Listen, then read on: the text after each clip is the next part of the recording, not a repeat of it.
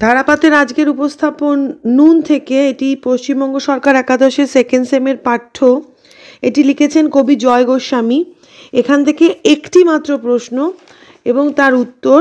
নুনের আমার অন্য প্রশ্নের ভিডিও রয়েছে, তোমরা প্রয়োজনে দেখে নিতে পারো। আজ একটি প্রশ্ন এবং তার উত্তর, এবং প্রশ্নটি পড়লেই তোমরা বুঝতে পারো প্রশ্নটি ভীষণ ইম্পর্টেন্ট একটি প্রশ্ন। শুরু করলাম। আমরা তো সামান্য লোক, আমাদের শুকনো ভাতে লবণের ব্যবস্থা হোক। লাস্ট দুটো লাইন।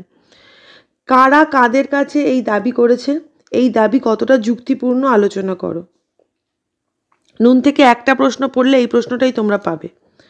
কবি জয় গোস্বামীর নুন কবিতায় সমাজের নিম্নবিত্ত শ্রেণী তথা শ্রমজীবী ক্ষুধার্ত মানুষরা অর্থলোভী স্বার্থপর শাসক দল তথা রাষ্ট্রনায়কদের কাছে এই নুন ভাতের দাবি করেছে। সমগ্র কবিতায় সমাজের নিম্নবিত্ত উপেক্ষিত মানুষদের দিন যাপনের বাস্তব চিত্র প্রকাশিত হয়েছে।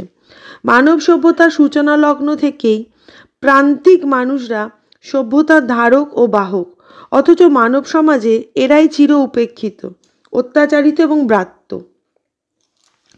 প্রজন্মের পর প্রজন্ম জুড়ে অনাদর ও অবহেলা এদের একমাত্র প্রাপ্তি। সভ্যতার আলো কখনো এদের জীবনকে আলোকিত করে না, অথচ এই শ্রেণীর মানুষরা সকল অবহেলা মেনে নিয়ে অল্পেই খুশি থাকার চেষ্টা করে। তাই সাধারণ ভাত কাপড়, অসুখ বিসুখ ধার দেনায় তারা জীবন কাটিয়ে দেয়। তা সত্ত্বেও পরিশ্রমের যথাযথ মূল্য না পাওয়ায় তারা জীবনের ন্যূনতম চাহিদাগুলি মেটাতে পারে না। তাই ভাতের সহযোগী পদ তো দূরস্থ, সামান্যতম নুনও জোটে না তাদের ঠান্ডা ভাতে। সেই কারণে আলোচ্য কবিতায় নুন মধ্যবিত্ত পরিবারের দিন যাপনের প্রতীক হয়ে উঠেছে।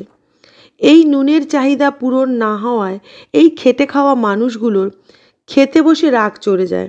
নুন নেই ঠান্ডা ভাতে, তবু তাদের এই অবস্থার কোনো পরিবর্তন হয় না।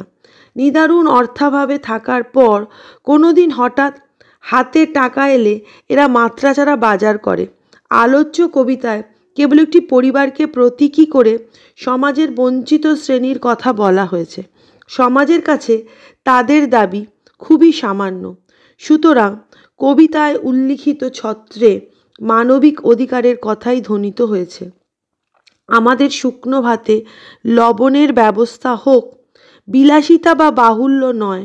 সামান্য লবণের সুব্যবস্থায় বহু মানুষের জীবন লাবণ্যময় হয়ে উঠতে পারে। তাই এই খেতে খাওয়া চিরবঞ্চিত অবহেলিত মানুষগুলোর এই দাবি সম্পূর্ণ যুক্তিসঙ্গত। নুন থেকে একটাই প্রশ্ন। এটি ক্লাস একাদশ শ্রেণীর সেকেন্ড সেমের পাঠ্য কবিতা। লিখেছেন কবি জয় গোস্বামী। অন্য প্রশ্ন অন্য ভিডিওয়ে রয়েছে। এই ভিডিওয়ে মাত্র একটি প্রশ্ন এবং সবচেয়ে ইম্পর্টেন্ট প্রশ্ন। খুব তাড়াতাড়ি রেডি করে নিও। ভালো লাগলে লাইক করো, শেয়ার করো এবং ধারাপাতকে সাবস্ক্রাইব করো।